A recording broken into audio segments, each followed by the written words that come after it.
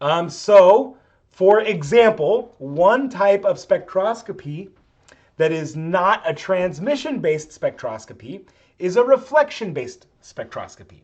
So there are several methods that take advantage of reflection as opposed to transmittance, okay? And in those techniques, right, I would have a sample of interest, okay? So that's the sample that I want to take a spectrum of, and I would shine some incident radiation, some incident EM radiation, and it would be reflected off the surface, where then I use a detector to detect that reflected radiation. And of course, as that incident radiation is interacting with the sample, it might absorb, or the sample might absorb some of that light, and so the reflected component will have some of those wavelengths absorbed, okay? So just as a reminder, so our law of reflection says if I have a perfectly atomically smooth surface, this has technically got to be atomically smooth, which there's no such thing, but if there were, then our angle of incidence would match our angle of reflection perfectly, right? So we have the normal line here. So that's the normal line, right? That makes a 90-degree angle to the surface. And even though there's no such thing as an atomically smooth surface, we can still get some really nice, what we call specular reflection, right? That's this perfect angle of incidence matches angle of reflection. Even a non-atomically smooth surface, like a mirror or an optic, will still give us some very reasonable specular reflection, okay? So for example, here's a picture of a lake. That is definitely not atomically smooth, right? But we can see this beautiful mirror reflection. That's called specular reflection. So anytime we see that mirror reflection, right, where the angle of incidence matches the angle of reflection, that's called specular reflection. And like I said, even if we don't have something that's atomically smooth, we will still get a very decent amount of specular reflection, okay? Now, when something is not atomically smooth, so I'll call this a real surface, we get what's called diffuse reflectance. And as you can see with this picture here, we draw, so the dotted line is still a normal line. So we make a normal line about where each photon is reflecting.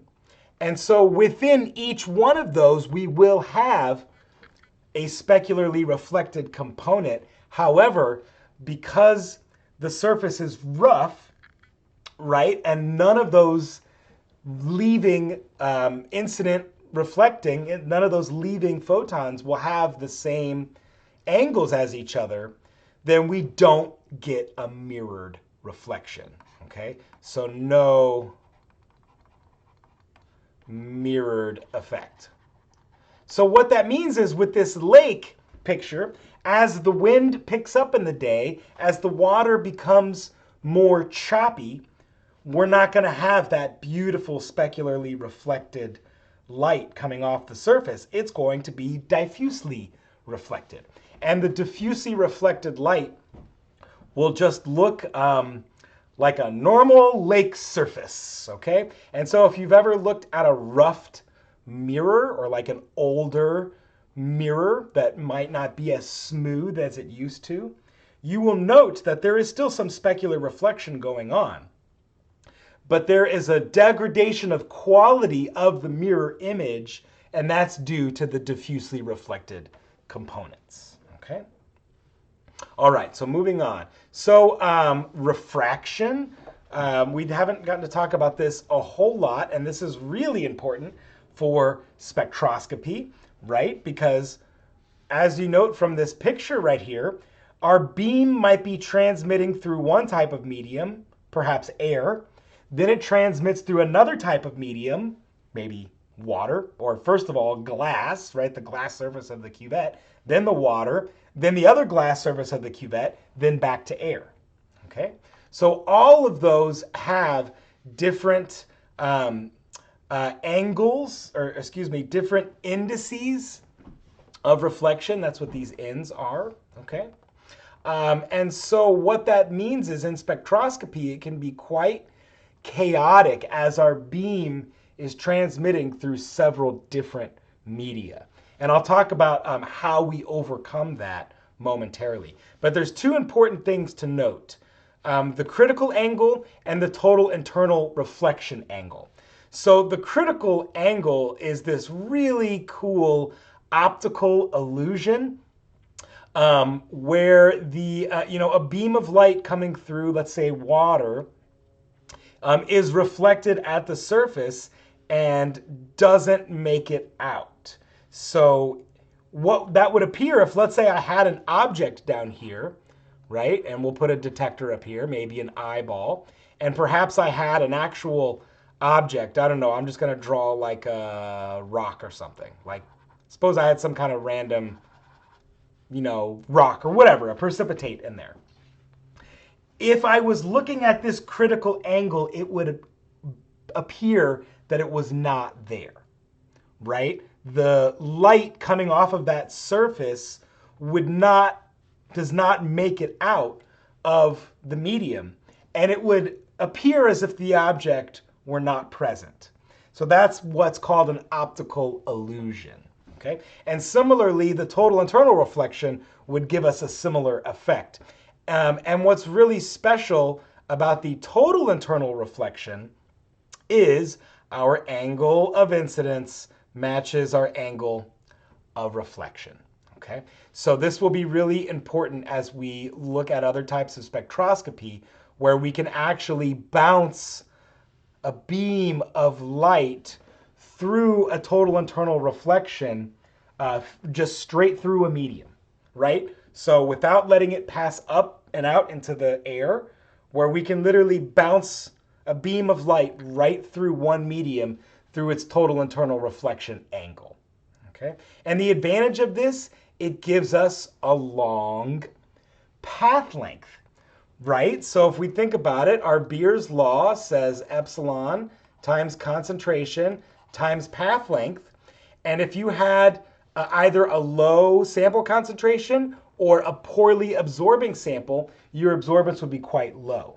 So a couple ways that we can improve that would be, well, to increase the concentration for one. But if you can't increase the concentration, we could increase the path length. And that will increase the absorbance on a low concentrated sample. So for example, right, if I'm just passing a beam straight through this material, right, we'll call that path length number 1. But rather, if I can bounce a beam through its total internal reflection, right, and if I design this experiment correctly, I will get multiple total internal reflections as this light is coming through.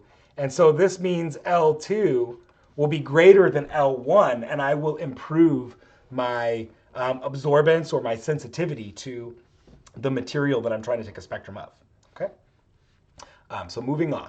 So diffraction, so we talked about this with electron microscopy. And so remember, the big learning goal here was the smaller is the barrier, the wider is the angle that is diffracted, okay? And typically, this is taken advantage of in spectroscopy.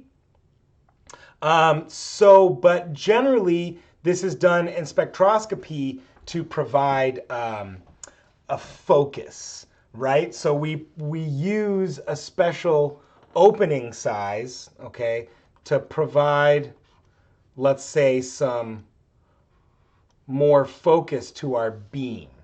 So we often call that a collimated beam. So this would be collimated. This would be divergent. So typically we want a collimated beam in spectroscopy, right? We want a nice consistent beam at a similar angle for consistency. So we know exactly how many photons were shining on our sample.